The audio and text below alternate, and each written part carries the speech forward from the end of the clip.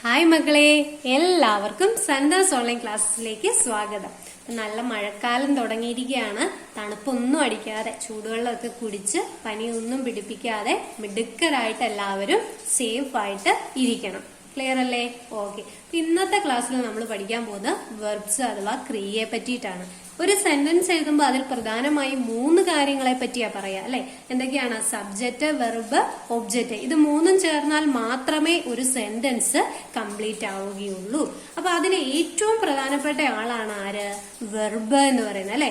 Verb അടിസ്ഥാനപ്പെടുത്തിയിട്ടാണ് അത് ഏത് സമയത്ത് നടന്ന കാര്യമാണ് എന്ന് പറയുന്നത്. ഒന്നെങ്കിൽ പാസ്റ്റിൽ നടന്ന കാര്യമാകാം, അല്ലെങ്കിൽ പ്രസന്റിൽ നടന്ന കാര്യമാകാം, അല്ലെങ്കിൽ ഫ്യൂച്ചറിൽ നടന്ന കാര്യമാവാം. ഏത് സമയത്ത് നടന്ന കാര്യത്തെ പറ്റിയാണ് നമ്മൾ പറയുന്നത് എന്ന് മനസ്സിലാക്കുന്നത് ആ ഒരു സെന്റൻസിൽ ഉപയോഗിച്ചിരിക്കുന്ന വെർബിനെ അടിസ്ഥാനപ്പെടുത്തിയിട്ടാണ്. ഇനി നമ്മുടെ വെർബിനെ പ്രധാനമായി 2 രീതിയിൽ നമുക്ക് പറയാം. ഒന്ന്, വെർബിനെ പ്രവൃത്തിയെ കാണിക്കാൻ വേണ്ടി നമ്മൾ വെർബ് ഉപയോഗിക്കും. എന്തിനെ കാണിക്കാൻ വേണ്ടിയാ മക്കളെ? പ്രവൃത്തിയെ കാണിക്കാൻ വേണ്ടി വെർബ് ഉപയോഗിക്കും, അഥവാ ആക്ഷൻസിനെ കാണിക്കുന്നത്. ഓടുക, ചാടുക അല്ലെ, അതെല്ലാം നമ്മളെ പ്രവൃത്തികളാണ്. ആ പ്രവൃത്തിയെ കാണിക്കാൻ വേണ്ടി നമ്മൾ വെർബ് ഉപയോഗിക്കും. അല്ലെങ്കിൽ ഒരു അവസ്ഥയെ കാണിക്കാൻ വേണ്ടി വെർബ് ഉപയോഗിക്കും. അപ്പൊ 2 കാര്യത്തിന്, പ്രധാനപ്പെട്ട കാര്യത്തിന് വേണ്ടിയിട്ടാണ് നമ്മൾ വെർബ് ഉപയോഗിക്കുന്നത്. ഒന്നെങ്കിൽ ഒരു പ്രവൃത്തിനെ കാണിക്കാനായിട്ട്, അല്ലെങ്കിൽ ഒരു അവസ്ഥയെ കാണിക്കാൻ വേണ്ടിയിട്ടാണ് വെർബ് ഉപയോഗിക്കുന്നത്. അപ്പൊ പ്രവൃത്തി എന്ന് പറഞ്ഞാൽ കളിക്കുക, ഓടുക പറഞ്ഞു. അവസ്ഥ എന്ന് പറയുമ്പോഴത്തേക്ക് എന്താണ്? ഇപ്പം ഞാൻ പറയാണ്, Arun is a boy. Arun is a boy. കണ്ടോ? ഒരു അവസ്ഥയെ കാണിക്കാൻ വേണ്ടി അല്ലെ. He is in angry now. അവനിപ്പോ നല്ല ദേഷ്യത്തിലാണ്. He is in angry now. അവനിപ്പോൾ നല്ല ദേഷ്യത്തിലാണ്. ഇങ്ങനെയുള്ള സെന്റൻസ് ഒരു അവസ്ഥയെ കാണിക്കാൻ വേണ്ടി നമ്മൾ എന്ത് ഉപയോഗിക്കുന്നുണ്ട്? വെർബ് ഉപയോഗിക്കുന്നുണ്ട്. ഇനി നമ്മൾ ഈ വെർബിനെ 2ആയിട്ട് തരംതിരിക്കാം. എന്തിനു വേണ്ടിയാണ് ഉപയോഗിക്കുന്നതെന്ന് പറഞ്ഞു. അതിനുശേഷം നമ്മൾ പറയാൻ പോകുന്ന വെർബിനെ പ്രധാനമായും 2ആയിട്ട് തരംതിരിക്കാം. മെയിൻ വെർബ് എന്നും ഓക്സിലറി വെർബ് എന്നും 2ആയിട്ട് തരംതിരിക്കാം. ഈ ഓക്സിലറി വെർബിനെ നമ്മൾ ഹെൽപ്പിംഗ് വെർബ്സ് എന്നും വിളിക്കും. എന്തെന്നാ വിളിക്കുക? Helping verbs. ക്ലിയർ അല്ലേ മക്കളെ? ഇനി മെയിൻ വെർബ് എന്ന് പറഞ്ഞാൽ എന്താണ്?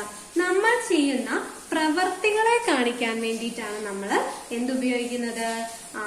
മെയിൻ വെർബ് ഉപയോഗിക്കുന്നത്. നമ്മൾ നേരത്തെ പറഞ്ഞു പ്രവൃത്തിനെ കാണിക്കാൻ എന്ന് പറഞ്ഞു അല്ലെ. അപ്പൊ നമ്മൾ ചെയ്യുന്ന പ്രവൃത്തിയെ കാണിക്കാൻ വേണ്ടി ഉപയോഗിക്കുന്ന വാക്കുകളെ നമ്മൾ എന്തെന്ന് വിളിക്കും? മെയിൻ വെർബ് എന്ന് വിളിക്കും. ക്ലിയർ അല്ലേ? ഓക്കെ. ഇനി നമുക്ക് പ്രധാനമായിട്ട് നോക്കേണ്ടത് ഓക്സിലറി വെർബുകളെ പറ്റിയിട്ടാണ്. ഓക്സിലറി വെർബ്സിനെ 2ആയിട്ട് തരംതിരിക്കാം. ഒന്നാണ് മക്കളെ പ്രൈമറി വെർബ്സ്. ഒന്നേതാണ്? Primary verbs. രണ്ടാമത്തേത് എന്താണ്? Modal verbs. ഒന്നാമത്തേത് പ്രൈമറി വെർബ്സ്, രണ്ടാമത്തേത് മോഡൽ വെർബ്സ്. ഇതിനെ പറ്റിയിട്ടാണ് നമ്മൾ ഏറ്റവും കൂടുതൽ നന്നായിട്ട് പഠിക്കാനുള്ളത്. അപ്പൊ നമുക്ക് നേരെ മോഡൽ വെർബ്സിനെ പറ്റിയും പ്രൈമറി വെർബ്സിനെ പറ്റിയും ഡീറ്റെയിൽ ആയിട്ട് നോക്കാം. ആദ്യത്തെ ആളാണ് മക്കളെ പ്രൈമറി വെർബ്സ്. അത് ബി ഫോം ആകാം, ഡു ഫോം ആവാം, ഹാവ് ഫോം ആവാം. ബിയുടെ ഫോംസ് ഏതൊക്കെയാണ്? ഈസ്, ആമ്, ആറ്, വാസ്, വേർ. ഇത്രയുമാണ് ബി ഫോം.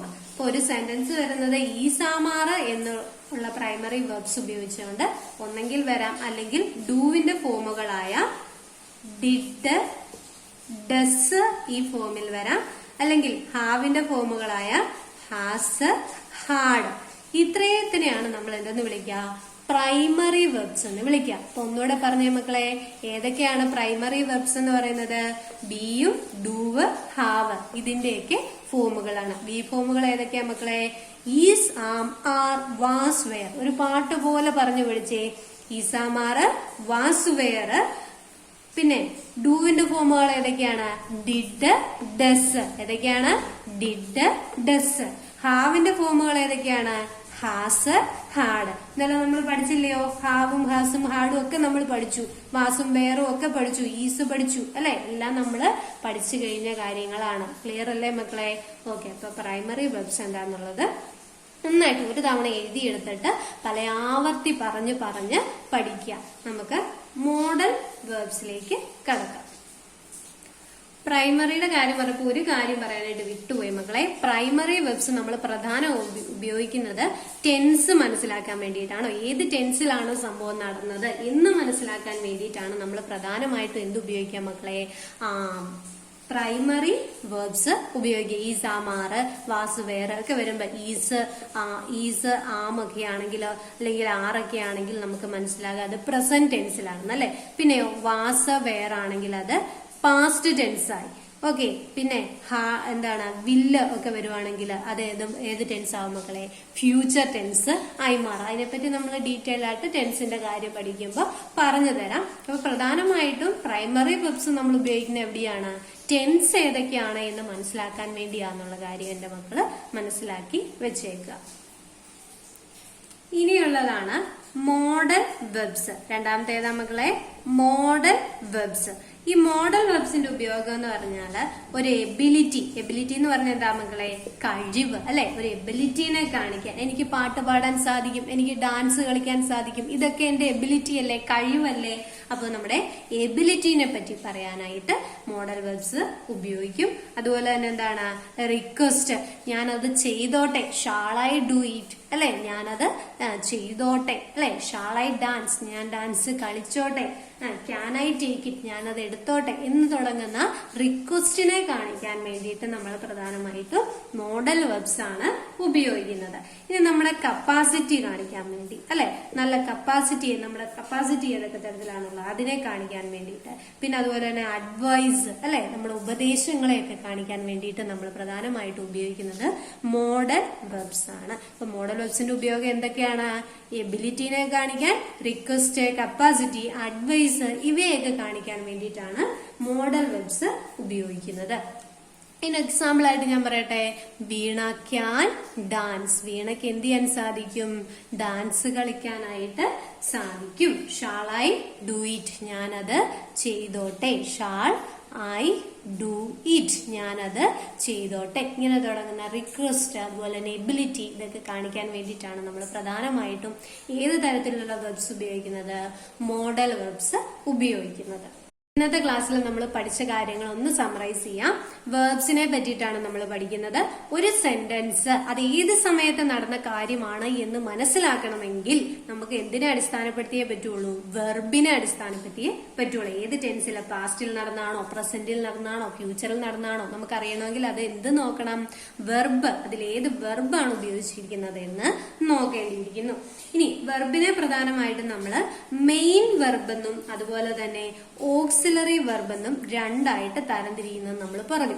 മെയിൻ വെർബ് എന്ന് പറയുന്നത് നമ്മൾ എന്തിനെയാ കാണിക്കുന്നത്, എന്തെങ്കിലും തരത്തിലുള്ള ആക്ഷനെ, പ്രവർത്തിനെയാണ് കാണിക്കുന്നത് അല്ലെ. ആക്ഷൻ എന്ന് പറയുമ്പോൾ എന്തൊക്കെയാവാം, വോക്ക് അല്ലെ, നടക്കുക അല്ലെ, റൺ ആവാം, നീ ഡ്രോയിങ് ആവാം, എന്തൊക്കെ തരത്തിലുള്ള പ്രവർത്തികളാണോ നമ്മൾ ചെയ്യുന്നത് അതിനെയാണ് നമ്മൾ മെയിൻ വെർബ്സ് എന്ന് പറയുന്നത്. ഇനി ഓക്സിലറി വെർബിനെ നമ്മൾ പ്രധാനമായിട്ട് രണ്ടായിട്ട് തിരിച്ചു. ഒന്നാമത്തെ ഏതായിരുന്നു മക്കളെ, മോഡൽ വെർബ്സ് എന്നും അതുപോലെ തന്നെ ഓക്സിലറി വെർബ് എന്നും രണ്ടായിട്ട് തിരിച്ചു.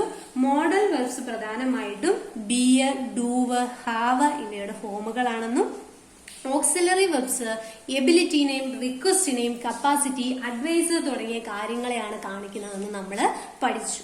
ക്ലിയർ അല്ലേ മക്കളെ? വെർബ് എന്താന്ന് മനസ്സിലായില്ലേ? അപ്പൊ ഒരു സെന്റൻസിൽ ഏറ്റവും പ്രാധാന്യത്തോടെ നമ്മൾ നോക്കി കാണേണ്ട ഒന്നാണ് വെർബ് എന്നുള്ള കാര്യം നിങ്ങൾക്ക് മനസ്സിലായില്ലേ? ഓക്കെ. അപ്പൊ നിങ്ങളോട് ഒരു കാര്യം കൂടെ പറയാം. നിങ്ങൾ പതുക്കനെ വായിച്ചു തുടങ്ങിയോ? ഇംഗ്ലീഷ് വായിക്കാൻ ശ്രമിക്കുന്നുണ്ടോ?